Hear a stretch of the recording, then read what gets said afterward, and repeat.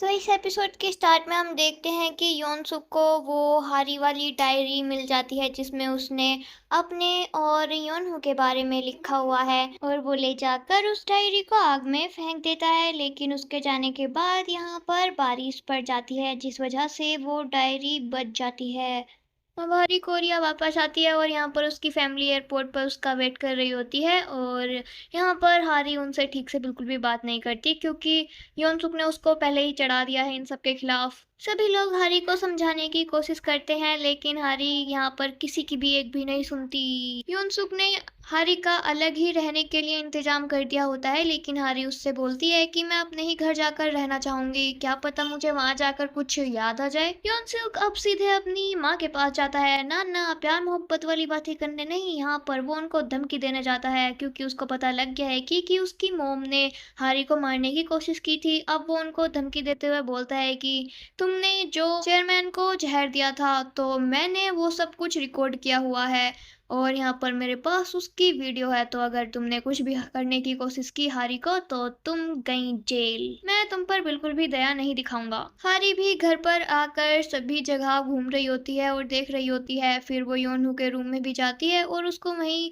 रखा हुआ प्लेयर दिखता है तो वो उसमें गाने सुनने लगती है और बोलती है कि हम दोनों का म्यूजिक टेस्ट तो एकदम सेम जैसा है। हारी योनहू से मिलने के लिए जेल पहुंच जाती है और सबसे पहले तो ग्लास को चेक करती है कि कहीं योनहू इसको तोड़कर मुझे मारने तो नहीं आएगा। योनहू भी यहाँ पर आकर सीधे पूछता है कि कैसी हो तुम, और वो यहाँ पर हारी को बहुत सारी बातें बोलता है, उसको सब कुछ याद दिलाने की कोशिश करता है लेकिन हारी भी उसकी यहाँ पर एक भी नहीं सुनती है।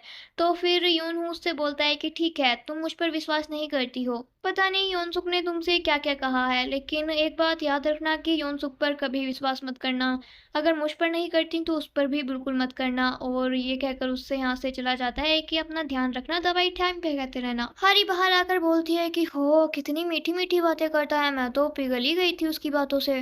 वो अब घर पर जाती है और योनसुक यहाँ पर उसका वेट कर रहा होता है तो चिल्लाकर उससे पूछता है कि कहाँ गई थी तुम। तो फिर हारी बोलती है कि क्या मैं अपनी मर्जी से कहीं जा भी नहीं सकती हूँ। तो फिर योनसुक बोलता है कि नहीं, वो मुझे तुम्हारी चिंता हो रही थी ना इसीलिए ऐसा बोल दिया। हारी अब अपनी कंपनी को वापस से ज्वाइन कर लेती है और यहाँ पर एक पर्सन आकर उसको थैंक यू बोलता है क्योंकि उसकी वजह से उस पर्सन की बेटी की जान बच पाई। हारी फिर अपनी असिस्टेंट से पूछती है कि वो कौन था तो फिर उसकी असिस्टेंट को कुछ पता ही नहीं होता क्योंकि वो नई जो थी। तो हारी अपनी पुरानी असिस्टेंट को बुला लेती है। हारी बोलती है कि शायद मैं पहले कुछ ज्यादा ही अच्छी थी, तो उसकी असिस्टेंट सोचने लगती है कि हाँ पहले तो तुम अच्छी नहीं बल्कि बहुत ही ज्यादा खड़ूस थी। हारी की असिस्टेंट हारी के बारे में उससे ज़्यादा जानती है इसीलिए हारी उसको फिर से अपना असिस्टेंट बना लेती है। अगले दिन हम देखते हैं कि योनू का ट्रायल हो रहा होता है कोर्ट में और यहाँ पर योनसुक भी आता है।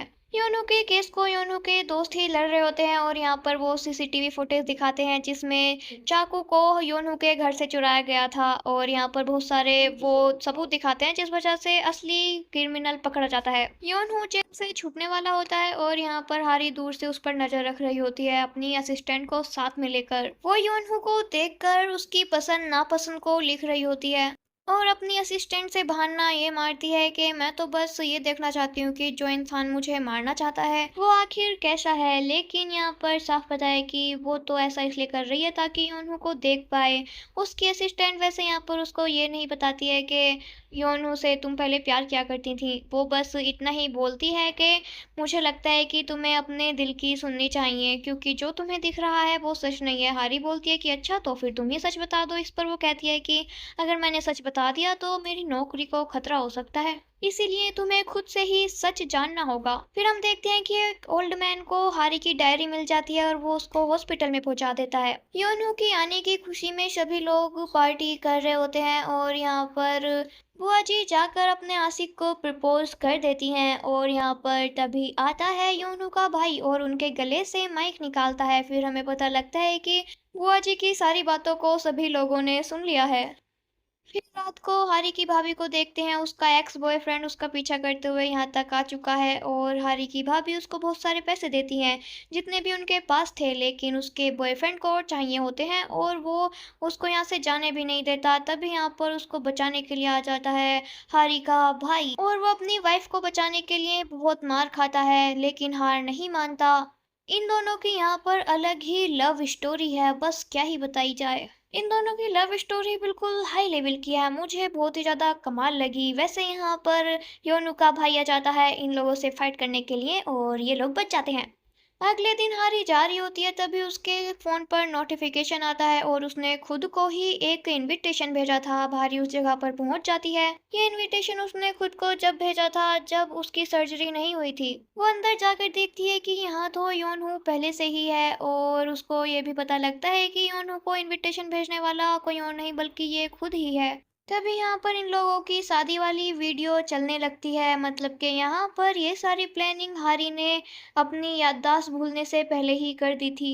यहाँ पर हारी ये बात तो समझ ही चुकी है कि अगर योनू मुझे मारने की कोशिश कर रहा होता तो फिर मैं इतना कुछ योनू के लिए क्यों करती।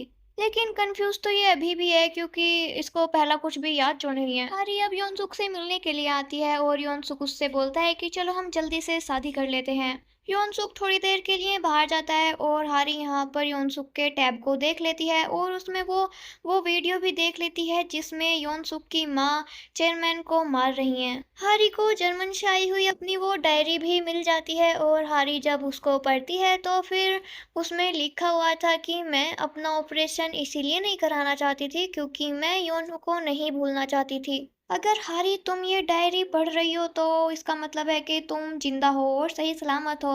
मैं तुम्हें बता दूं कि योनहू से ज्यादा अच्छा इंसान कोई भी नहीं। तुम उससे बहुत ज्यादा प्यार करती हो, वही इंसान है जिसके लिए तुम जीना चाहती थी। उसने यहाँ पर अपनी बहुत सारी यादों के बारे में भी लिखा होता है और योनहू के लिए भी बहुत कुछ लिखा था। ये सब कुछ पढ़ने के बाद तो हारी की आंखों से भी आंसू आ रहे होते हैं और अब वो बिना देरी करे योनू के पास जाने लगती है। कॉल करके उसको मिलने के लिए बुला लेती है।